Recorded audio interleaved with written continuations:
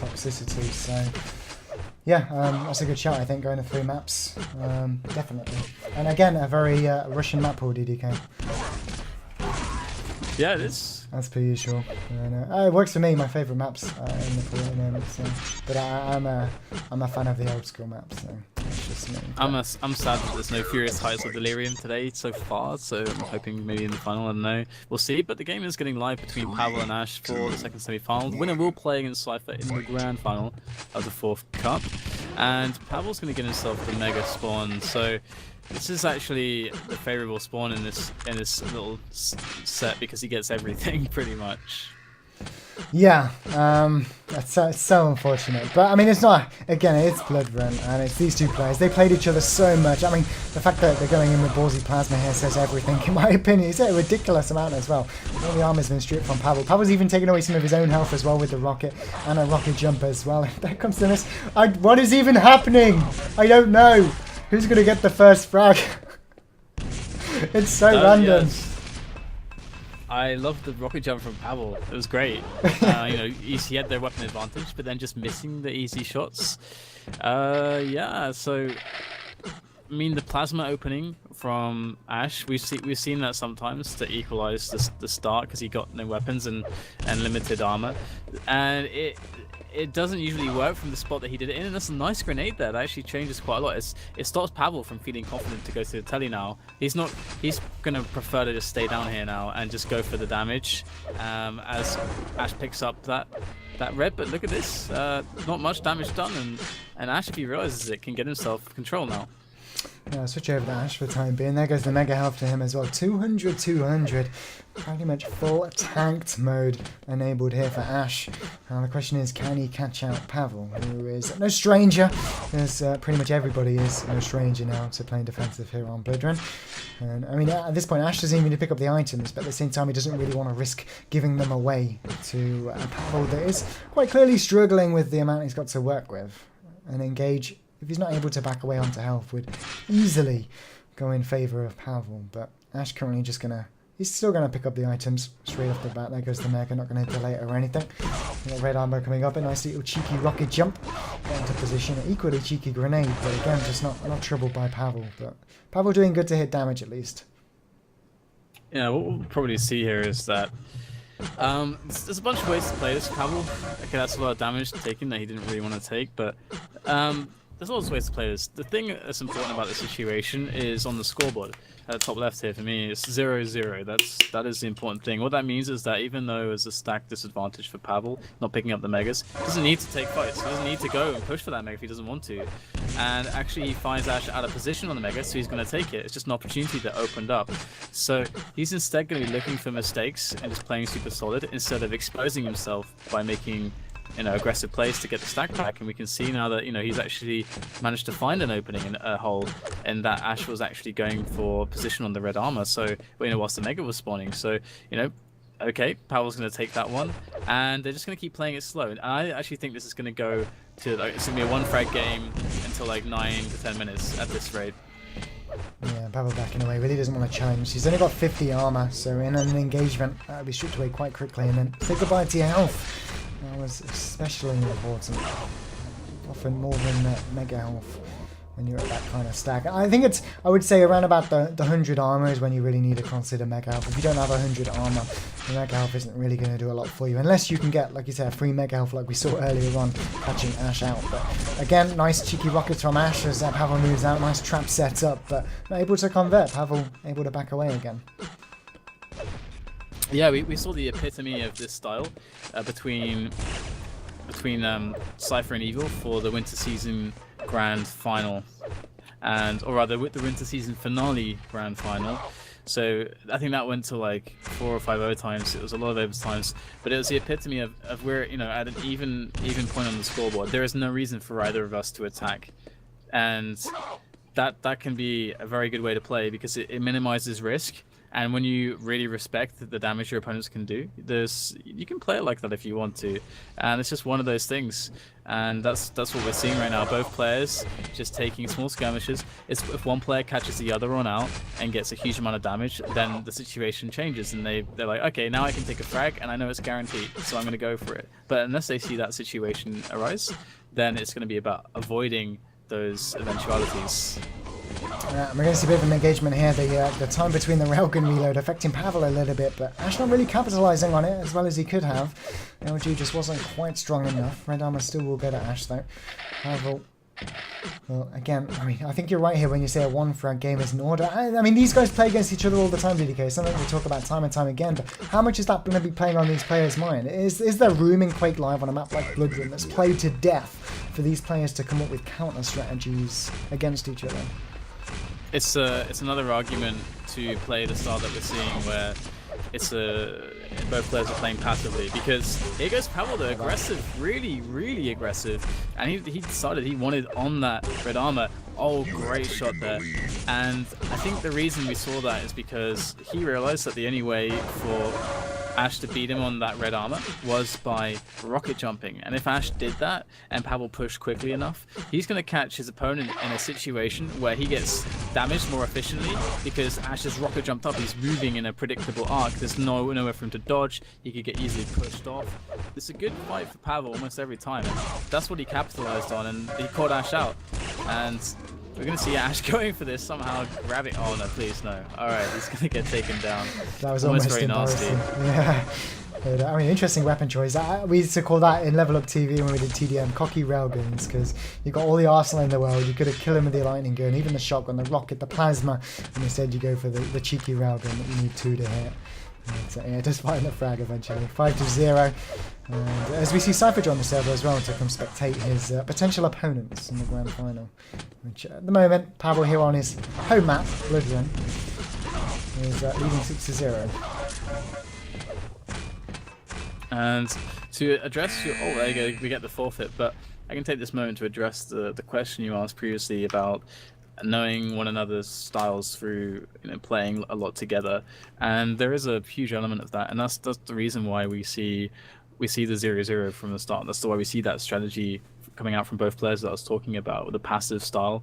It's due to the fact that if Pavel knows how Ash likes to get aggressive, and how Ash likes to try to create fights, and how Ash tends to double back, or because there are trends. When you play someone enough, you actually understand how, like, what they're more likely to do. When it's a 50-50, if you really know the guy very well and played against him a lot, that 50-50 is no longer 50-50, because you have a more informed guess.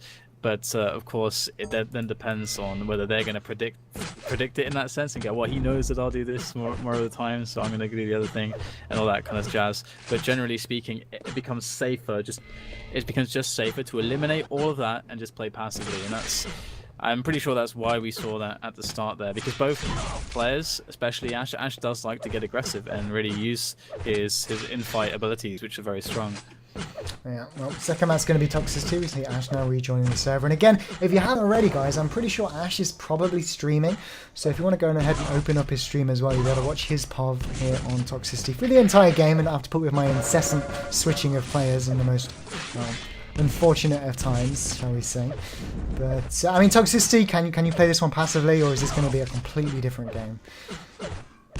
Yeah, this is a map where you have to keep tempo going, and if you drop, like if you're the player that drops off on the tempo, and if you're the player that drops off on the tempo because you're missing the shots, you're gonna lose. And it's a momentum-based game. It's super fast, and we're gonna see Ash should, in theory, he's got the better skill sets, the more comfort on this map. So Ash should be the one that does this here.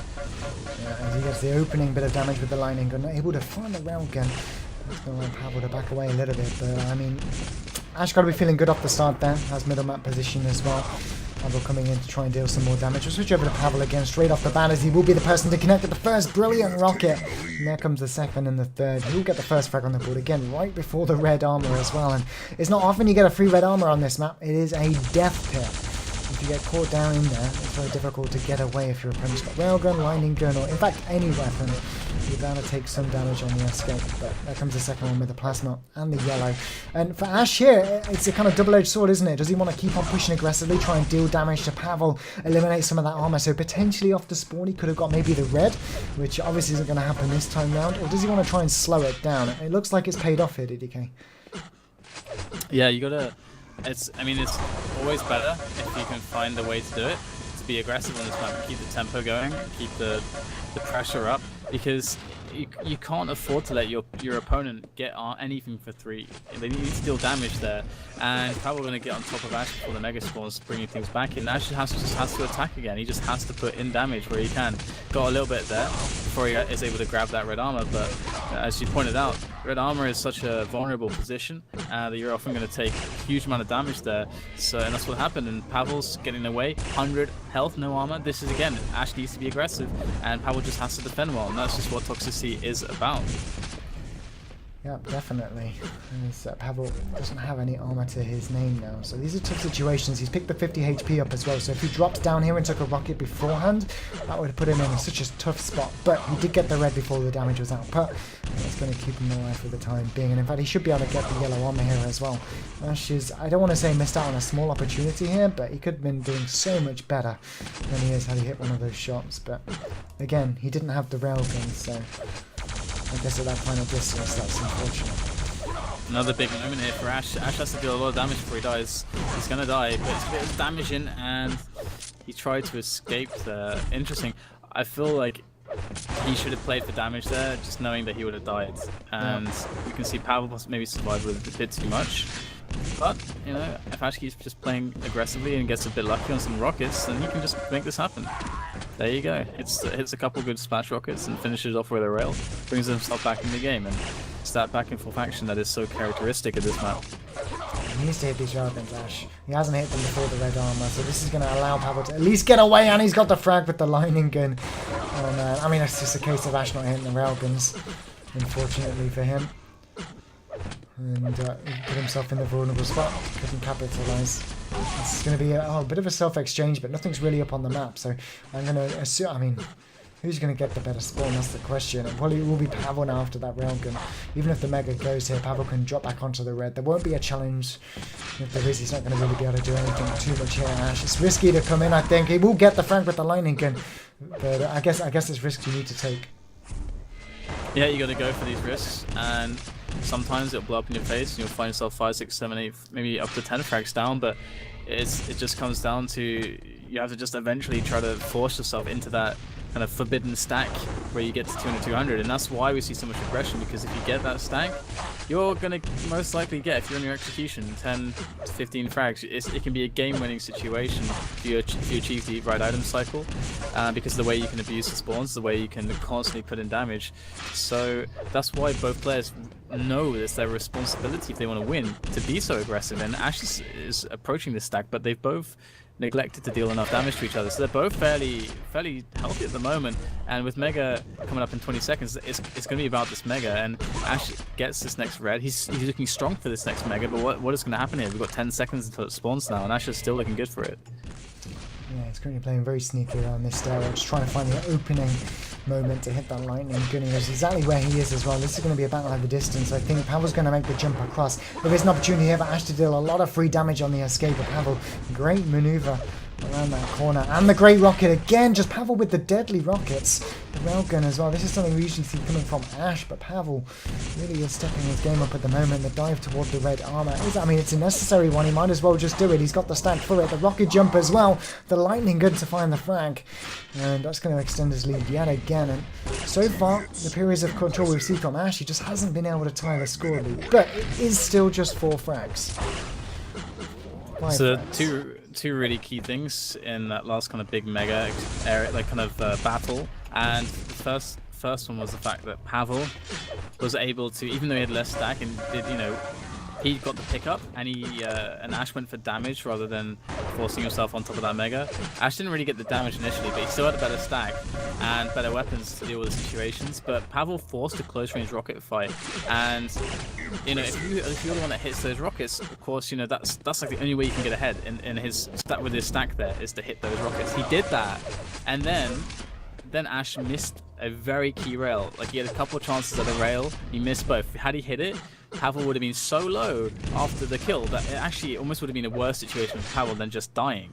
So now we've seen Pavel get frags back to back to back because of that. So the situation just going terribly fast.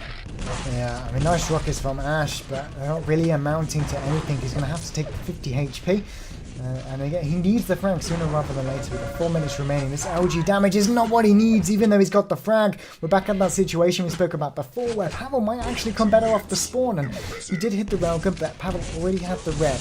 Now he's got the railgun, and he's got the plasma. The mega health for Ash, but again, still just 50 yellow. Railguns are really nice from connecting, Ash. Yeah, able to hold on to the Mega in time with the rocket delay, and also hitting the rails now, hitting two very critical rails, and secured the frag with that, of course.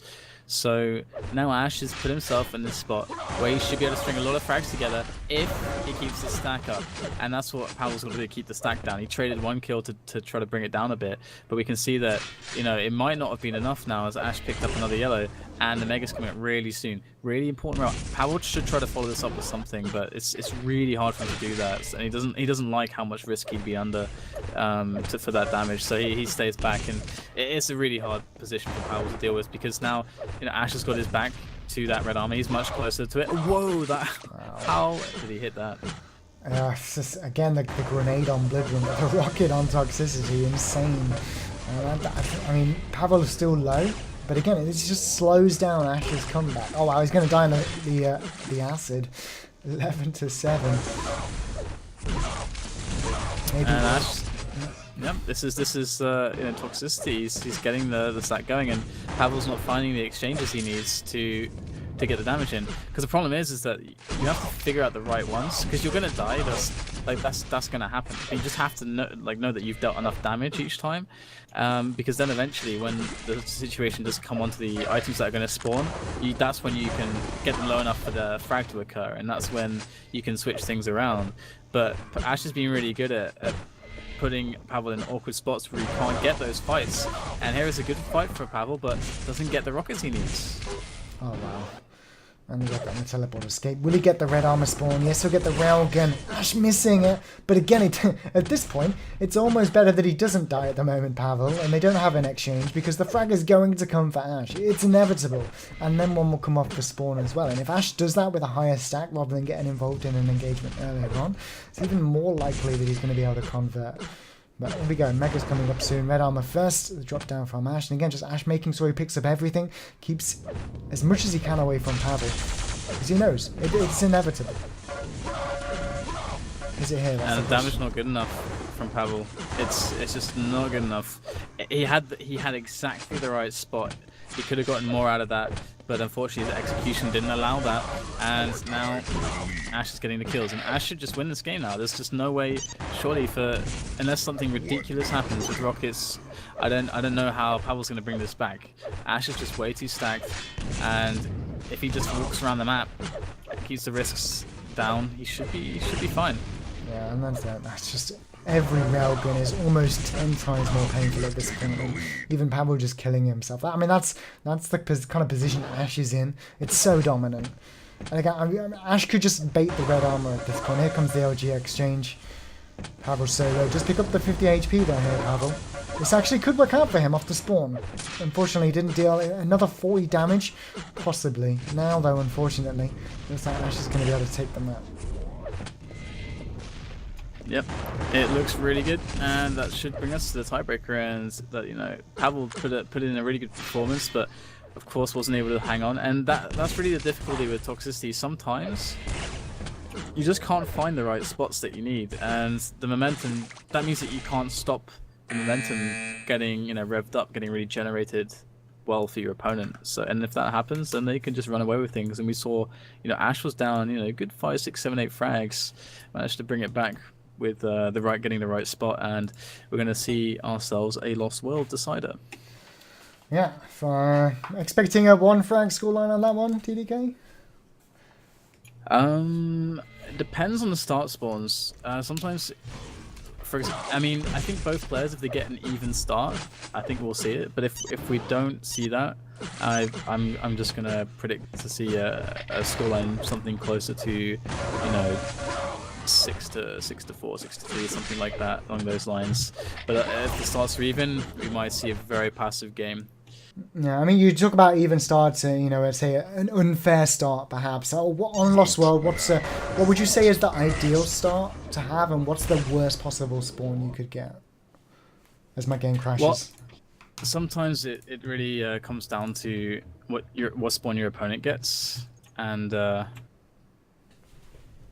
they actually moved the map onto Sinister, so perhaps I was wrong with the maps that I was pretty sure they put Lost World in there. Pretty sure I saw Sinister move, but anyway, looks like it's gonna be Sinister then. So that's my bad. Tell them to hold up while I try and get into the game. All right. Let's get the password. But yeah, so Sinister, I feel like is a stronger map for Ash, as Ash generally is better on the shots. He's generally better when it comes to the infight, at least usually. Sometimes Pavel has some star moments in that regard, of course, like most top players. But I feel like Ash has an edge here on the fights. So yeah, I'm liking Ash for this one. It's gonna be very tight though, I think. Yeah, this I think was the final map in the grand final last time, which we didn't get to. The two maps that Ash did win, I believe. Yeah, okay, Cure and Toxicity. Impressive. Haven't seen them play this one at least a week, unless we saw them in 125 FPS or anything else, which I wouldn't know. We'll see. Yeah, this could be a really hard map. This is a really hard map to play out of control. You have both yellows that are very, very far away.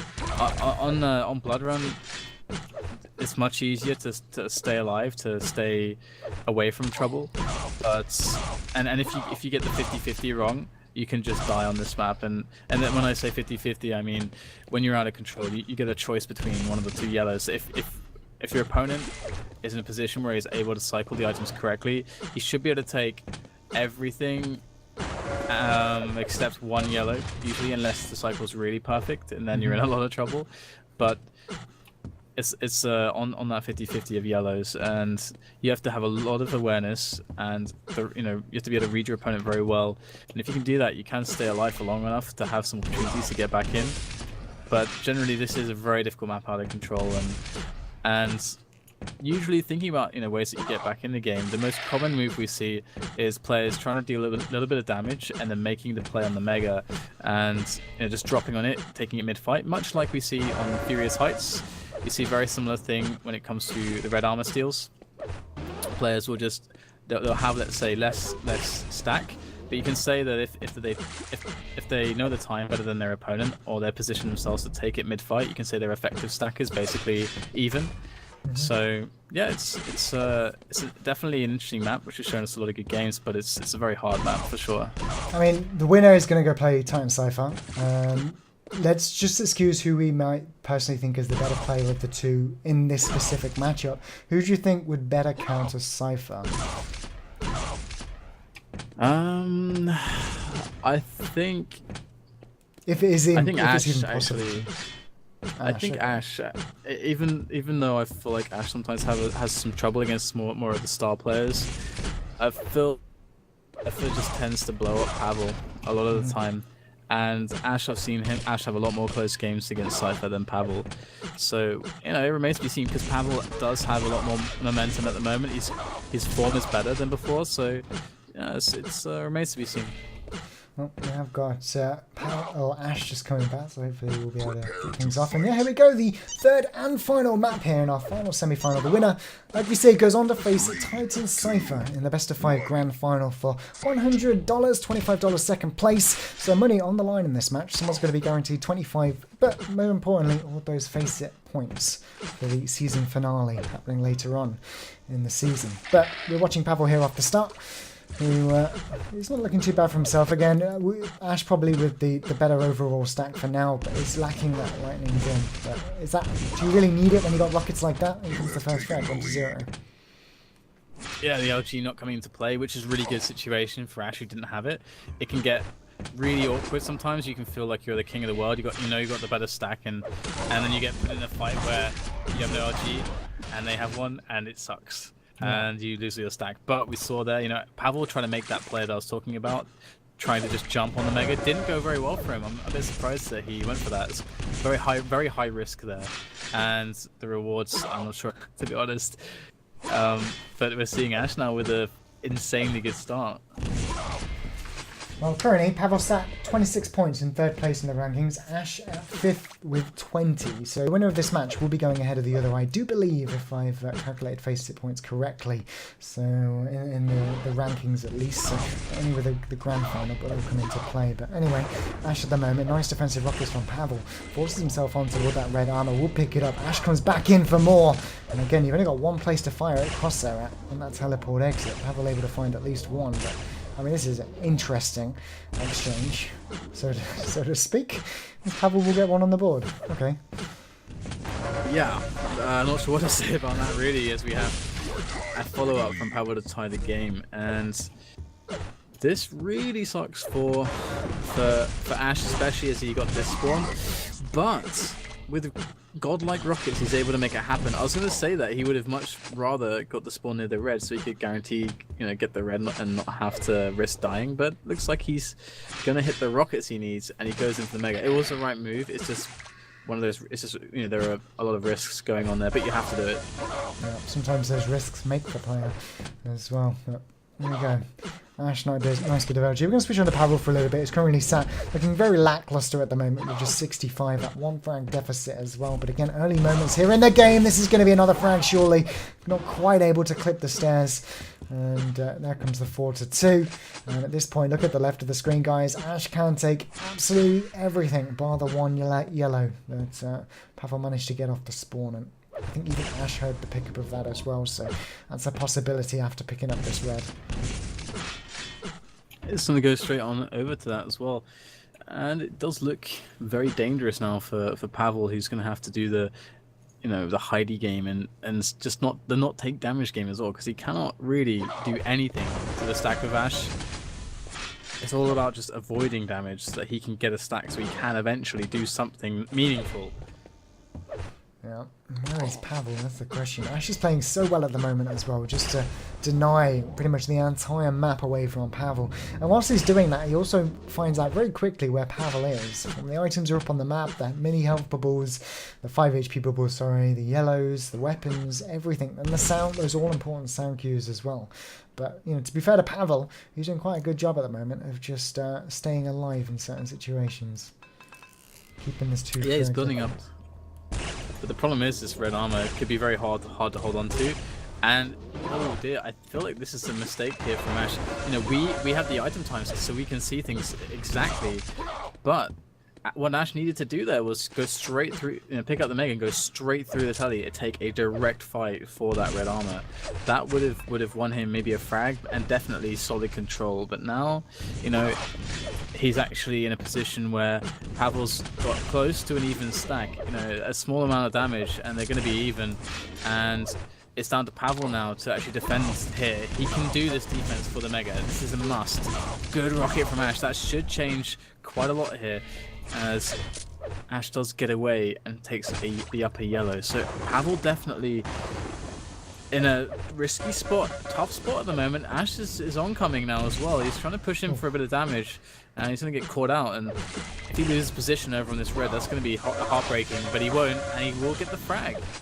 Really strong LG as well from Ash. So surprised. I always say I'm surprised by Ash when I see him hit the ridiculous lightning inaccuracies in the one-on-one exchanges, but he does it so much now, so often, that I don't even know why I bring it up. He's definitely improved his game from what I remember seeing him, say, 2 years ago to the level we are today, and so to be expected as well. If he hadn't brought his aim up to this kind of level, I'd be really surprised. But This is surely going to be another one, perhaps. Yeah, 6-2, extending the lead further. And at the moment, en route to not make an upset, but Pavel did win last week's Sunday Cup against Ash in the final. I think we get a better grand final if Ash wins as well, but that's just my prediction. Yeah. But either way, you know, Pavel still has a lot of ways to get back in the game. This is one of them. He's managed to basically capitalize on some poor positioning from his opponent. He leaves this is such brilliant play from Pavel there, leaving up the Mega to do that, because he can always get back in time, and the biggest risk is that one rail that was actually missed. So Ash now is, you know, he's got some stack to work with, but he's obviously not in a stronger position anymore. And Pavel now, if he can use this position well, oh, he's going to go up the jump pad. This is, oh god, this is so tough. Why did he swap? He's gonna, I don't even know. I guess because he felt like he was going to die, he needed to burst damage, but so it's a tough situation now. 4 minutes left and Pavel's really back in the running, and Ash is screaming he's going to die. Great rail there coming in onto Ash from Pavel around the corner, and he's going to get a follow-up off the spawn. Ooh, running out of ammunition, and 25 health. That is low. Yeah, I mean, this is literally 6 machine gun bullets. He's choosing the shotgun. He will get the frag with it as well. I would have actually gone with machine gun, yeah, but again, he didn't know how low it was. Again, it's another situation where we as the commentators know more than the players. But it did the job. The railgun as well, they're going to do the job for Pavel. Force Ash away. And I wonder if Ash will even challenge for this Mega health. He's going to get the lightning gun. Looks like he wants it, but yeah. No. And that's another Mega for Ash, who 2 frags ahead now, and 3 minutes left in the game. It's not a stable position. I mean, you know, 160 armor on Pavel. Pavel, you know, he can take a fight. Looking at the weapon situation, they're both even. There's nothing really separating these two guys except positions and maybe some knowledge on the items. It's impossible for us to go inside their heads and figure that out. But Pavel's going to take the push here onto this red armor, and even if he doesn't get the kill, he needs to leave Ash really low, so Ash is not comfortable to challenge directly for Mega. He's done that job. 50 might make Ash have some courage, and he does have enough courage to go for a small peek, but it still wins Pavel that Mega. So really good delay play from Pavel on the red to keep himself in the running here. Yeah, and Ash did get the time of not the yellow just gone, but the one before that, so he can make a good guesstimate on that. Moving forward, look at the rockets, they're absolutely fantastic. That's going to be a frag to him, and had he missed one of those rockets, Pavel could have potentially got the frag, but no, pinpoint precision, and there comes another one off the spawn with a landing gun. I think this actually could seal the deal. I mean, Ash is quite low in terms of health, but he does have a bit of armor to his name. There's a 25. I'm surprised he didn't go for it first, but again, doesn't want to risk anything at this point with the frag lead he does have, and now he's just Pavel really got to find the opening. The red armor perhaps, but again, Ash could just back away here. He doesn't need to take the fight if he doesn't want to. Yeah, you really said that correctly there. Like, one missed rocket, and this is the reason why Pavel took that fight, because he was on the stairs and he got the opening LG damage. That means that he should win the fight, and because he's on the stairs, he's actually a little bit harder. Yeah, it's a bit harder to hit him, and he's on mid range, so the rockets should be weak there. But of course they weren't, and because it's a small risk, it's a play you're gonna make every time. But this time it was just Ash connecting the shots. We can see that it's exploded now, and the scoreline is kind of crushing for Pavel. But you can't really fault Pavel on that decision, I have to say. No, I mean, everyone would do it every time. Even the worst players would take that fight. Just because, I say worst players, let's just say the newer players that are perhaps more inexperienced. Logic would just suggest you do that in every game. Rockets on stairs, shooting down are more difficult. Even rockets shooting up is difficult as well because of the. Do the rockets still clip on stairs in Quake Live? I don't know actually, but regardless. You can get a bit of splash over the edge, but either way, it's so hard on that range as well. It's not a good situation, and it looks like with 30 seconds left, we've got Ash going to be the victor, so we're going to see the Cypher Ash grand final. Cypher making a return to the grand final, and I'm sure he's going to be a pretty hungry to just smash whoever finds his way into the server with Cypher. Yeah, well, last week it was Pavel to knock out Cypher in the semi-final. That was 2-0 on Lost World and Bloodborne. Cypher didn't really, I want to say he didn't really turn up last week. I didn't feel like his head was in it. so to speak. I don't know whether that's a fair thing to say, because obviously Pavel, a win is a win against Cypher, but I didn't feel like Yeah. Cypher was there last week. But Yeah, anyway. I mean, it's one of those things we talked about it. This is a lot. This is really a big thing in Quake in games in general, I guess. Online versus LAN. I mean, it's such a different environment. It's sometimes you don't have the hunger or the focus that you'd otherwise have that the environment, like a LAN environment, would give you. So Yeah. we've seen players back in the day. I remember Kula was massive, in 2003, beating 0-4 on top of the world. But he was infamous. He was notorious for losing practice matches against not even close to top tier players, and everyone would go crazy. Oh my god, Kula's losing, but then you take him on LAN and he just beats everyone. Yeah. Well, Cypher did take the first Sunday Cup in the spring season against Evil in the grand final. Evil didn't play this week. Can Cypher take the fourth one? We'll find out soon. Playing against Ash in the best of 5. For now, we're going to take a quick break whilst we get set up. So guys, don't go too far. Make sure you tell your friends. Tweet reddit.com/r/QuakeLive and esreality.com. Just let people know what's going on. And me and DDK will be back very, very shortly. Stay tuned.